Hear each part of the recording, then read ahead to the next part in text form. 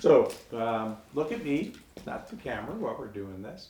Okay. And since my voice won't be asking any questions on tape when you answer, answer in the form of a statement. When I ask you, what is your name? I need you to say, my name is. If I ask you, did you grow up on a farm? I need you to say, I grew up on a farm, not that just yes or no. Okay. So we're going to get started, Carol. So first of all, why don't you tell me your name, where we are now, and what town you grew up in? My name is Carol Just. We're in my home here in St. Louis Park. I grew up in Lemoore County, half a mile north of a very small town called Berlin. And growing up as a child, what type of childhood did you have? Did you grow up on a farm? I grew up on a farm, a half mile north of Berlin, and uh, it was lovely because I had aunts and uncles nearby, and we were like one big bunch of brothers and sisters. Can you tell me about some of the chores that you did on the farm? I know you picked eggs every morning, so tell me, start with that, and then we can talk about other things. As a child growing up on a farm, you learn very early that everybody has a job. As soon as you are able, you have a job. So my first job was collecting the eggs. I would take a pail and go out and collect the eggs. And when I came back, my mother would say, I don't think you got all the eggs. And I would say, well, the hens are in the roost and they peck at my hands. And she would say, go back out and get the eggs. So I did. We also had sheep, and it was my job to feed the bottle lambs, which was actually a lot of fun because you had your own little fan club. When they knew when it was time to eat, and they would start bah, bah, bah. So I didn't even have to think about it. I would just have to go fill the bottles and go feed them. Did you work on any of the machinery on the farm? Oh, I don't think they would. I did not work on machinery mainly because I don't think they would trust me. I was considerably younger than my siblings, so they were all on the farm. But I can peel 5 pounds of potatoes really fast, so I was the one helping my mother in the kitchen. What was your mother's role on the farm? My mother kept us fed. She had an enormous garden. We had a big cellar downstairs, and we canned everything. Then we had 2 large freezers downstairs. So she would butcher chickens, she would can chickens, fruit, she would buy fruit, a lug of whatever, and can them.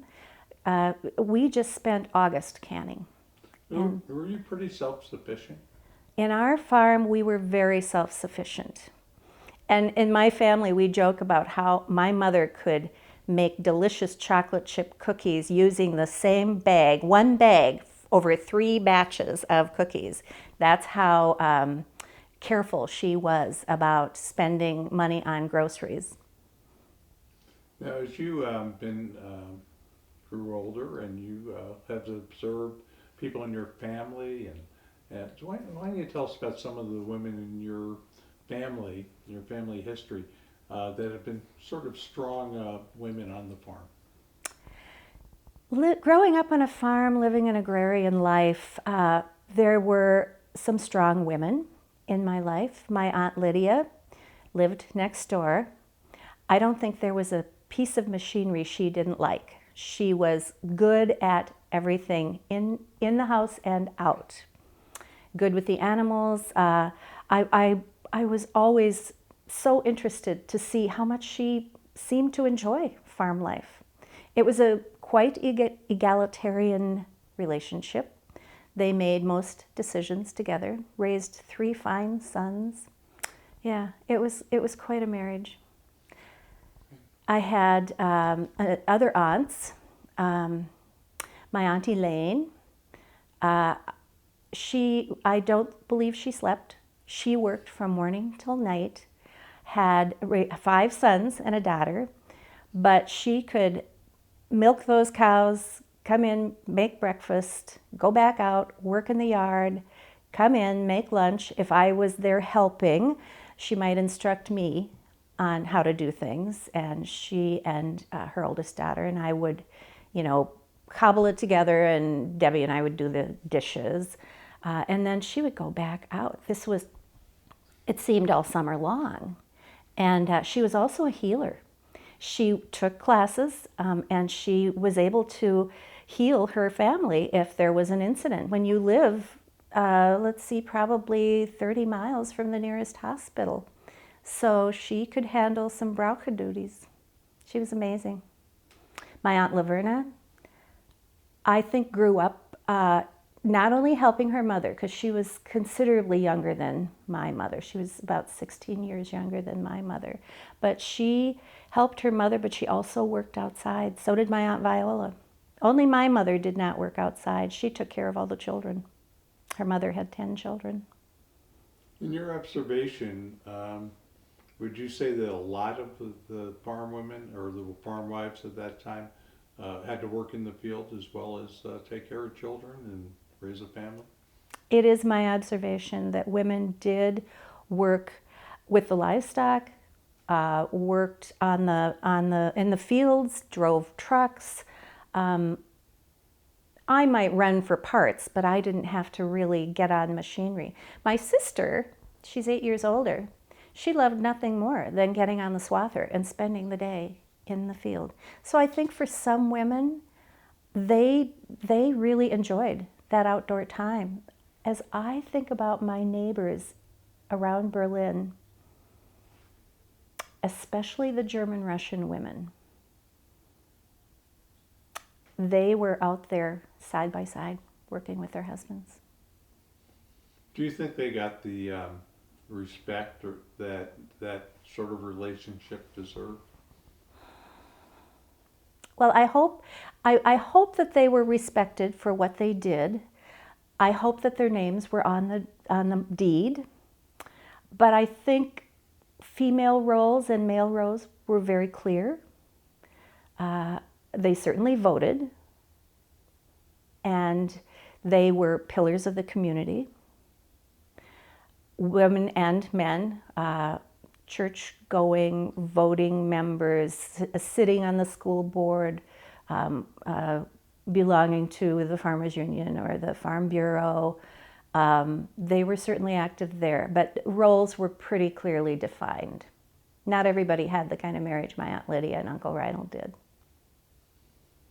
Do you think when you were growing up as a child, did you see yourself staying on the farm? As I was growing up as a child, all I wanted to do was read. I wasn't very invested in the family business, the farm, and I couldn't wait to leave. So I left at 17.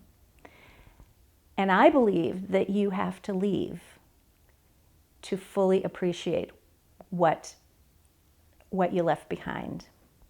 Because I remember coming home after and really sort of paying attention to crop yields or what crops got hailed out. I would never have worried about that before. So I knew that I would not make a good farmer's wife. There are plenty of women my age who were good farm wives. I knew that I would not be. So you feel very fondly about farm life, it sounds like. I feel fondly about farm life if it suits the person who's doing the heavy lifting and the hard work. I know how to work, but I wasn't compelled to do that work. But I could certainly appreciate everyone else doing that work. We've been doing our interviews. The people that are on the farm, they can't imagine any other lifestyle, any other way of life than being that independent person out in the field. Do you see that as well? I feel that for those who choose farm life, they know instinctively that that is where they belong, and certainly probably could not imagine living anywhere else. That said, many of the farm women, my contemporaries, that stayed on the farm had jobs outside of the farm. They might be teachers, nurses, administrative assistants. They, they might drive an hour to work in a factory job. And much of it is to help supplement the income, but also to provide health insurance for the family.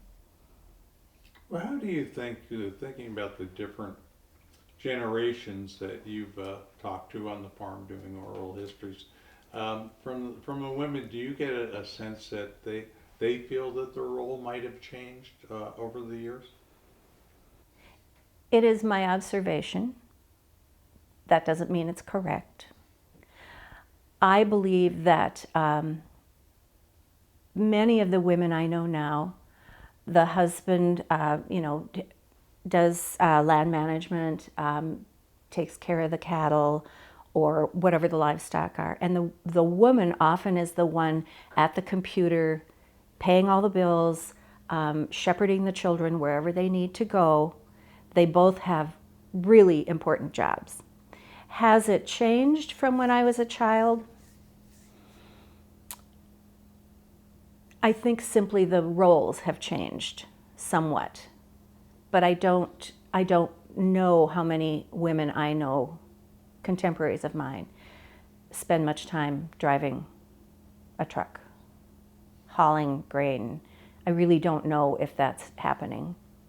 But they might be in the other side with the bookkeeping, with that might have been a change in the area where they're, as you were talking about, being invested in some of those things. I do believe that what's different from then compared to today, many of my mother's contemporaries only had an 8th grade education. A few had a high school education. I look around today and many of the farm wives have an advanced education that they can use within the community. My niece is an EMT. Her child helps along with EMT projects. She's so completely necessary in the community, and that's a wonderful service she provides to the community, as well as the bookkeeping, keeping track of expenses. I know that together they work with their ag country advisor. So I think where my mother was not and didn't even think she needed always to know what decisions my dad was making, I believe that today's contemporary farm wife probably feels she needs to know. Okay, Carol, why don't we get back, you were talking about the role of women. One of the things that you alluded to was that the involvement in 4-H and that type of thing, that is also part of what women do that people might think about on the farm. Why don't you talk about that a little bit? When I was growing up, it was expected that you would attend 4-H and be a 4-H member. I just recently gave away my jacket. They don't make them anymore. But I see that in today's, what I observe, my nieces and my nephew, that I used to exhibit an apron or a photo book or maybe some canning. My great nieces demonstrate horse care or crop judging or taking care of animals, judging animals, and so it has changed enough that they are preparing the 4-H leaders and the program that used to be Future Homemakers of America, it's called something else now. They are training those children to do many, many different things. And sometimes not just agriculture related, leadership skills. And in that, then children travel and go exciting places and meet people from other parts of the country. And maybe they'll be like me. Go away, and then when you come back, you can appreciate it so much more. As you think about your niece, as you think about other young women, what do you think the future holds for them in agriculture? What sort of path do you think you see women going on? Do you see women becoming more involved with agriculture maybe more of them staying on the farm because they have opportunities? My observation is that opportunities for women or young girls on the farm are there provided there's availability of land. In our family, we have the gift that my nephew is the third generation running that farm. So if his daughters or his son choose to farm, at least they likely would have a farm to do it on. Is there anything we haven't talked about that you planned in your head we were going to talk about? Anything we haven't touched on? I would like to tell you about, I would like to tell you about my great-grandmother. Katharina Heine, doctor, came with her parents in 1876. They lived in Yankton, Dakota Territory, until she was old enough to homestead. Made their way to McIntosh County. She was one of 16 women that year to file for a homestead. Because she had worked a lot of those years, she had money saved. So along with her application for a homestead loan, by 1890, she owned 2/4 of land. She still had to prove up on her homestead, and somewhere in there was a timber culture. That was all before she married my great-grandfather. So I think that there were women then who were driven, and it was critical to them that they make their own decisions. They make their own decisions about where to plant those trees and land management, and she did. And she was very fashion forward. Those years in Yankton where she and her sister worked at a local hotel exposed them to popular culture. And so the photographs of her compared to her contemporaries who got off the boat and came directly to Dakota Territory, they look far different. And she and her husband, by about 1920, moved to Linton in Emmons County so that their oldest son, my grandfather, could have his acreage, his inheritance. But for years, every spring, she came out and spoke to her son. Sometimes it was raucous and loud because my mother said that her mother hated those meetings, but they would have to come to terms with what use of that land, where to plant what crops. So there were women deeply invested, even 125 years ago. So let me tell you about my great-niece, Carly. She lives on the farm I grew up on, and loves her animals, loves her goat, loves horses, but loves her roosters and chickens. Has started a little cottage industry for those who want free-range eggs. And she and her dad built a couple of little different chicken coops. And I am so happy to see this full circle happen. My mother loved her chickens. She took such good care of them. I, on the other hand, was not a fan. But here we are. The third generation on the farm, she's the fourth generation on the farm, embracing chickens and roosters and doing a great job of it.